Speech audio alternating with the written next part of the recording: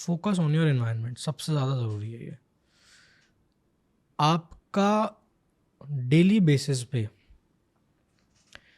आपका जो 6 फीट का रेडियस है ना, उसमें कौन है, क्या है, कैसे है, आपको बहुत फ़र्क पड़ना चाहिए उस चीज़ से। तो फोकस ऑन योर एनवायरनमेंट इसलिए कह रहा हूँ मैं, क्योंकि जिस तरीके के एनवायरनमेंट में आप बैठोगे, जहाँ आप जाओगे, वैसे आप बन जाओगे, सीधी बात है। तो हो सकता है देखो बहुत लोग होते हैं जो ज़ीरो से शुरू करते हैं, नेटवर्क भी बढ़िया हो जाता है, पैसा भी बढ़िया कमा लेते हैं, फोमो वोमो से भी कोई लेना देना नहीं है, गंद में जाके बैठ जाते हैं और बर्बाद हो जाते हैं। ये नहीं करना है बस।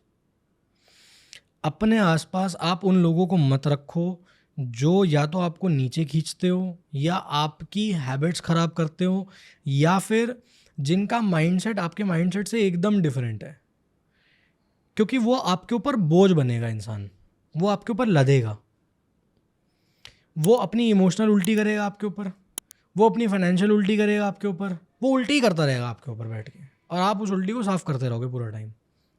तो अपना जो एनवायरनमेंट है उसको बहुत टाइट तरीके से कंस्ट्रक्ट करो कि यार इसमें मेरे को ये नहीं चाहिए। मैं एक बड़ी चीज़ है जो फॉलो करता हूँ, वो ये है कि किसको कितना टाइम देना है ये पता होना चाहिए, और उसको उतना ही देना है। You should know when to leave the room. जिसको कमरा छोड़ना नहीं आता ना, वो बर्बाद हो जाता है। You should know when to leave, हर चीज़ में है ये। You should know when to leave your house, you should know when to leave the relationship, you should know when to leave the room. आपको पता होना चाहिए कि उठ के कब जाना है। पूरा दिन पार्टनर के साथ भी पड़े रहोगे ना, वहाँ भी वैल्यू ख़त्म हो जाएगी आपकी। बोले यार ये तो यही है पूरा टाइम, इसकी क्या वैल्यू करूँ। कहना पॉइंट है कि you should know when to leave. सही है।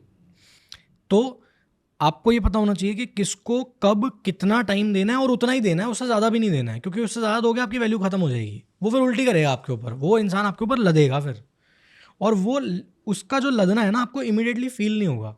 आपको टाइम लगेगा ये समझने में कि यार ये तो बोझ है मेरे, मतलब ये तो बोझ पड़ रहा है मुझे, ये तो भारी पड़ रहा है मुझे। और फिर आपको एक और प्रॉब्लम आएगी। वो प्रॉब्लम ये आएगी कि आपके जितने भी प्लान्स हैं ना, या आपका जो भी हिसाब है, उसको डिस्टॉर्ट कर देगी वो सारी चीज़, उसमें अड़चन क्रिएट करेगी ऐसा बहुत कुछ ज़्यादा। एक्सपीरियंस हुआ है?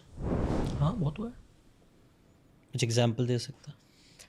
यार। तो ना मेरे साथ क्या हुआ है कि देयर वाज अ टाइम जब मैंने अपने आसपास ऐसे लोगों से खुद को सराउंड कर लिया था जो पूरा टाइम रोते रहते थे, ये नहीं है, वो नहीं है, ऐसे नहीं है, वैसे नहीं है, और एक्शन टेकिंग का कोई हिसाब नहीं है, मतलब बस बस लद लो, ठीक है। उससे क्या है, उससे मुझे बहुत नुकसान हुआ। मुझे नुकसान ये हुआ कि मेरी स्पीड स्लो हो गई चीज़ों को एग्जीक्यूट करने की, मेरा थॉट प्रोसेस चेंज हो गया। मेरे को गिल्ट फील होने लगा कि मैंने कहा यार मैं इसके लिए कुछ नहीं कर पा रहा हूँ, जबकि मेरे को एक्चुअली में करना नहीं था, जबकि वो करना नहीं होता है आपको। आप किसी को थोड़ा सा पुश दे सकते हो, उसकी प्लेट में ला के रोटी थोड़ी ना रख दोगे। आप सही वो बात है। करोगे तो आपकी प्लेट में कौन रखेगा, right. You are not here to feed people. तो प्रॉब्लम ये हो जाती है। दूसरा ये होता है कि आप एक चीज़ समझो, देखो आपको ये भी समझना पड़ेगा कि आप इंसान कैसे हो। मैं बहुत ज़्यादा इमोशनली ड्रिवन नहीं हूँ, तो मेरे पास आके कोई इमोशनल बातें करता है ना, तो मैं पूरी बात सुनूंगा, पूरी बात समझूंगा। मैं बोलूँगा यार हाँ ठीक है, इसमें ये है, इसमें ये है। लेकिन अगर उसके बाद उस चीज़ को सॉल्व नहीं करना होगा ना उस इंसान को, तो भाई जाओ, मुझे नहीं मतलब है। क्योंकि मैं सॉल्यूशन ओरिएंटेड हिसाब रखता हूँ। आपको बैठना है, इमोशनल बातें करनी है, कोई भी दुख है, कुछ भी है, ठीक है। अब इसके बाद सॉल्यूशन पे बात होगी, रोज़ रोज़ नहीं सुन रहा मैं ये सब बैठकर। This is me. तो मुझे बहुत दिक्कत आती है एक तो इस चीज़ में। दूसरा ये है यार, सी मेरी ना अवेलेबिलिटी उतनी ज़्यादा नहीं है। मैं उसका आपको एक क्लियर वो समझाता हूँ। मतलब कि देखो, अवेलेबिलिटी का मतलब ये है कि आप मेरे को फ़ोन करो रात के 2 बजे, ठीक है, आपको मेरे को फ़ोन आए, आप बोलो कि अजी भाई ये प्रॉब्लम हो गई है, ये ऐसे ऐसे है। मैं अगर उस लोकेशन के आसपास होऊंगा और आपको एकदम मेरी फिजिकली ज़रूरत होगी, मैं पहुंच जाऊंगा आपके पास।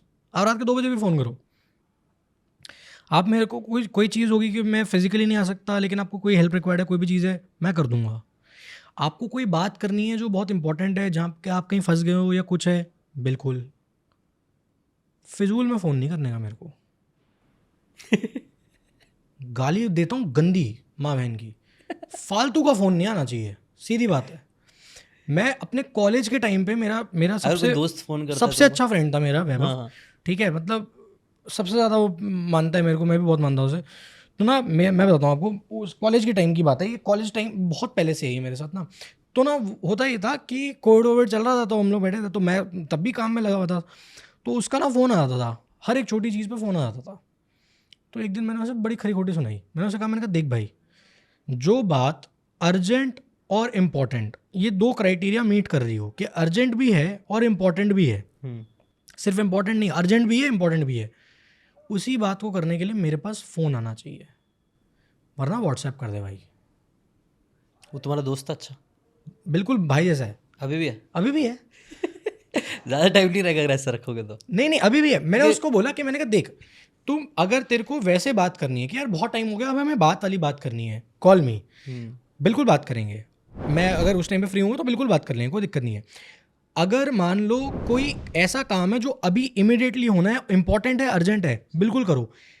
क्योंकि जब किसी का फ़ोन आता है ना, तो मेरे दिमाग में घंटी बजती है कि यार ये इंपॉर्टेंट होगा, अर्जेंट भी होगा, तभी फ़ोन आ रहा है। और जब वो दोनों चीज़ें नहीं निकलती ना, मेरा दिमाग ख़राब हो जाता है उसी वक्त।